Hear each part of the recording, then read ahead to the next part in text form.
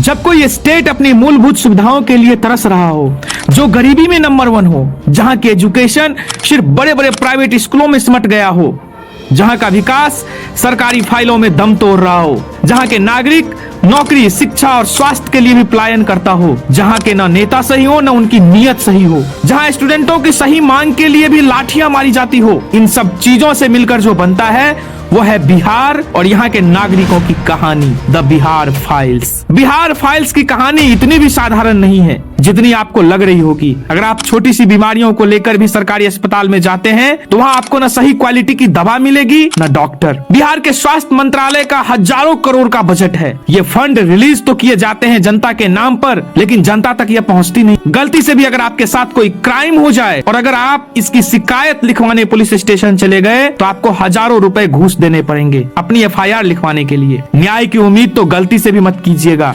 बिहार सरकार अपने law and order पे सैकड़ों करोड़ रुपए खर्च करती है। बिहार में भ्रष्टाचार किस विभाग में नहीं है। बिना घूस के आप एक कदम आगे नहीं बढ़ा सकते। बिहार के किसी भी जिले में किसी भी परिवार का विजिट कर लीजिए, आपको सिर्फ महिलाएं मिलेगी। बिहार के 90% पुरुष दिल्ली, मुंबई, बेंगलोर, चेन्नई जैसे सिटी में साधारण से रोजगार के लिए भटकते हुए मिल जाएंगे। सिर्फ रोजगार क्यों, अच्छी इलाज, उच्च शिक्षा के लिए भी लोग पलायन कर रहे हैं। यहाँ भ्रष्टाचार सरकारी सिस्टम में ऐसे घुस चुका है कि यहाँ के लोग काम के साथ ही अधिकारियों को पैसे देते हैं, जैसे वो बिना सैलरी के काम कर रहे हो और हम उनको काम करने के बदले पैसे दे रहे हो। आप ब्लॉक से लेकर जिला और राजधानी तक के कार्यालय में चले जाएं, बिना पैसे का आपका एक काम नहीं होगा। यहाँ हर चीज का रेट फिक्स है, हर स्तर पे अधिकारियों का कमीशन सेट है। ब्लैक मनी का पूरा सिस्टम तैयार हो चुका है, जहां राज्य की आम जनता गरीबी, पलायन, बेरोजगारी, भुखमरी, प्राकृतिक समस्याएं, आपदा, बाढ़, सुखाड़ झेल रही होती है, वहीं सरकारी अधिकारी और नेता ब्लैक मनी का पूरा साम्राज्य खड़ा कर देते हैं। उत्तर बिहार के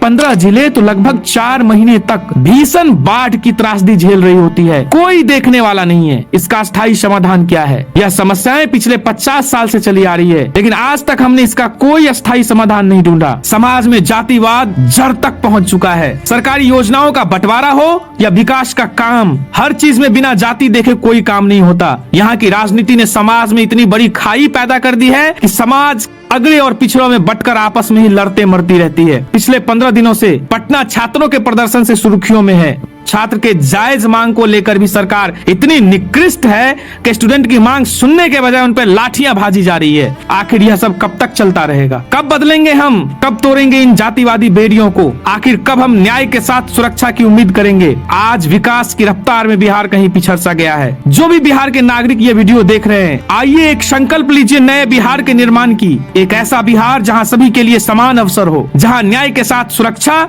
सरकार की पहली प्राथमिकता हो, जहाँ सरकारी योजनाओं का लाभ उसे मिले जो समाज के अंतिम पंक्ति में खड़ा हो, जहां शिक्षा हमारे समाज की पहली प्राथमिकता हो। अगर हम ऐसे बिहार के निर्माण की कल्पना करना चाहते हैं तो सबसे पहले शुरुआत खुद से करें। ये समस्याएं एक दिन में नहीं खत्म होगी, क्योंकि इसका निर्माण भी एक दिन में नहीं हुआ था, पर हाँ, एक दिन जरूर खत्म होगी। जय बिहार, जय भारत।